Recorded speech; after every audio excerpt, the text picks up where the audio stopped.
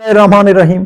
मैं हूं मलिक मोहम्मद अली। प्रोग्राम बात से बात मलिक मोहम्मद अली के साथ। एक आस थी जो टूट गई, एक ख्वाब था जो बिखर गया। पूरे पाकिस्तान समेत दुनिया भर में फैले हुए तहरीक इंसाफ के कारकुनान को बहुत ज्यादा उम्मीद थी कि इद्दत केस में बानी तहरीक इंसाफ और साबिक खतून अव्वल बुशरा बीबी की सजा मुअत्तल हो जाएगी और उनकी रिहाई का एक बड़ा चांस हो जाएगा। अगर किसी और मुकदमे में उन्हें ना रखा गया तो दोनों रिहाज हो जाते। बहरहाल वो सजाएं बरकरार रहीं। उनकी जो सजा मुअत्तली के खिलाफ अपीलें थी वो मुस्तरद कर दी गई और दूसरी तरफ ऐवान के अंदर वजीर आजम पाकिस्तान मियां मोहम्मद शहबाज शरीफ ने एक बार फिर तहरीक इंसाफ को मुज़ाकरात की दावत दी और कहा कि अगर जेल के अंदर बानी तहरीक इंसाफ को मुश्किलात हैं तो वो बैठकर बात कर सकते हैं। लेकिन जो अपोजिशन लीडर थे उमर अयूब, उन्होंने भी बड़ा दबंग जवाब दिया कि कायदीन जब तक रिहा ना होंगे किसी किस्म की बात ना होगी। आज के इस प्रोग्राम में हम इसी मौजू पर बात करेंगे। और प्यारे दोस्तों, जिन दोस्तों ने अभी तक हमारे चैनल को सब्सक्राइब नहीं किया, बराए मेहरबानी वो हमारे चैनल को सब्सक्राइब भी करें, लाइक भी करें और शेयर भी करें। और हम बात कर रहे थे तहरीक इंसाफ के ना सिर्फ पाकिस्तान बल्कि दुनिया भर में फैले हुए फॉलोअर्स की, जिन्हें एक आस थी कि इद्दत केस में बानी तहरीक इंसाफ और बुशरा बीबी की जो सजा मुअत्तली की दरखास्तें थी वो मंजूर हो जाएंगी और उनकी रिहाई का चांस पैदा हो जाएगा। एक बड़ी आस थी, एक बड़ी तवक्को थी और कहा जा रहा था और तसव्वुर भी यही किया जा रहा था कि उनकी सजा मुअत्तल हो जाएगी और उनके रास्ते की जो एक रुकावट थी वो दूर हो जाएगी। क्योंकि बानी तहरीक इंसाफ तोशाखाना केस में बरी हो चुके हैं, बानी तहरीक इंसाफ और शाह महमूद कुरैशी साइफर केस में बरी हो चुके हैं। अब जो एक आखिरी रुकावट थी इमरान खान और बुशरा बीबी के बाहर आने के हवाले से, कि इस हवाले से अभी तक किसी और केस का तो सामने नहीं आ सका कि किसी में उनकी गिरफ्तारी डाली जाएगी या नहीं डाली जाएगी।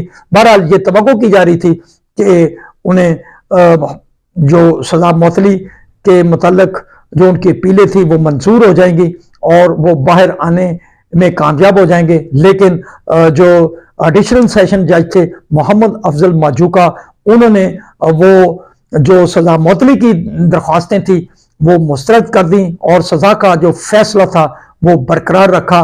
बहरहाल अब वकला संजीदगी के साथ कानूनी पहलुओं का जायजा लेकर आगे जाएंगे। और दूसरी तरफ जो मियां मोहम्मद शहबाज शरीफ है वजीर आजम, उन्होंने कौमी असम्बली में इजलास के दौरान पीटीआई को पेशकश की कि वो मुज़ाकरात करने चाहते हैं। वक्त का तकाजा है कि मुज़ाकरात होने चाहिए, बानी मसाइल मिलकर हल करते हैं। बहरहाल उसके जवाब में जो अपोजिशन लीडर थे उमर अयूब, उन्होंने बड़ा दबंग खिताब किया। उन्होंने कहा कि जब तक बानी तहरीक इंसाफ बाहर नहीं आता, जब तक बुशरा बीबी बाहर नहीं आती, जब तक जो दिगर असीरान है वो बाहर नहीं आते, यास्मीन राशिद का उन्होंने नाम लिया, इजाज चौधरी का उन्होंने नाम लिया, महमूद रशीद का उन्होंने नाम लिया, उन्होंने जो दिगर कायदीन थे उनके मुतालिक बात की कि जब तक वो नहीं आते तो फिर फार्म 47 वालों के साथ कैसे बात की जा सकती है। बल्कि उनका कहना था कि जो मियां मोहम्मद शहबाज शरीफ हैं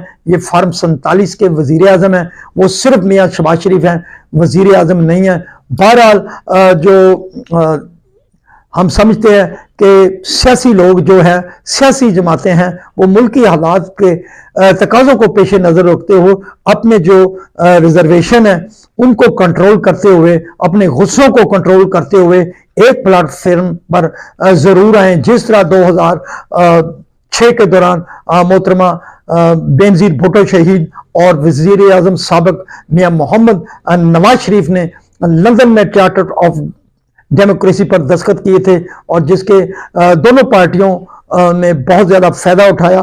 बहरहाल अब हम समझते हैं कि एक मिसाक होना चाहिए जिसमें तमाम सियासी जमातें हिस्सा लें और तमाम सियासी जमातें एक मिसाक जमहूरियत और इसके साथ साथ मिसाक मईशत पर दस्तखत करें। हुकूमत जिसकी भी हो, लाइन ऑफ एक्शन वही रहे, जो मिसाक जमहूरियत पर डिस्कस हो वही उस पर अमल हो, हुकूमत जिसकी भी आए। इसी तरह मिसाक जमहूरियत पर अगर तमाम सियासी जमातें आ जाती हैं तो फिर उन सियासी जमातों के हवाले से भी बहुत सारा बेहतर नताइज सामने आएंगे।